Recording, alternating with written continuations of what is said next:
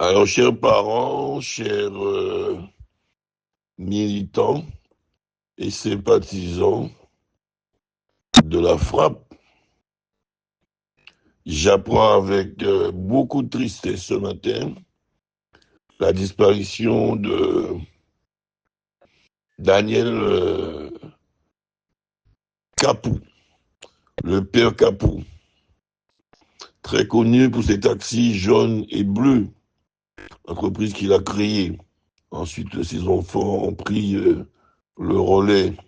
C'était un parent, c'était du côté paternel, c'était un ami, un conseil, un aîné que je respectais beaucoup, que j'aimais beaucoup.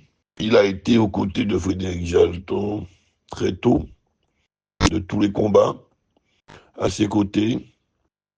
Il a beaucoup milité au sein de la section socialiste des Abymes et plus largement du parti donc, socialiste et de sa fédération locale guadeloupéenne. Il ne se passait pas de réunion de la section socialiste des Abîmes sans que Daniel Capou, le père Capou, bleu et jaune, ne prenne la parole pour donner son mot, donner ses impressions, mettre en garde quelques comportements parfois déviants et toujours fidèle, loyal dans tous les combats, je dis bien tous les combats, à Frédéric Jalton et j'allais dire tout naturellement, quand nous avons repris la section socialiste des Abîmes après la mort de Frédéric Jalton, il était toujours à nos côtés. Et ensuite, quand nous avons créé la frappe, il était là dès le premier jour.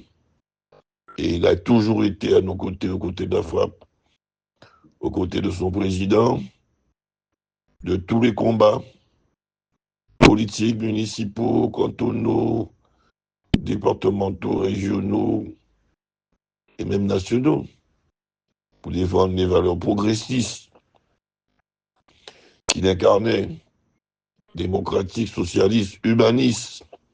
Aujourd'hui, il n'est plus à nos côtés.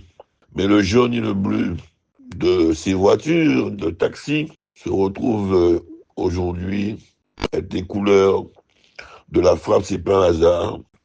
Et éternellement, nous pensons à lui. Alors j'invite évidemment tous les militants, sympathisants, parents, amis, alliés. J'invite tous les militants, sympathisants, amis, parents et alliés à manifester diversement, mais sûrement à lui, à titre posthume, à sa famille, assurément, notre tristesse et nos condoléances et notre solidarité en ce moment difficile. Pardonnez que je ne puisse en dire davantage.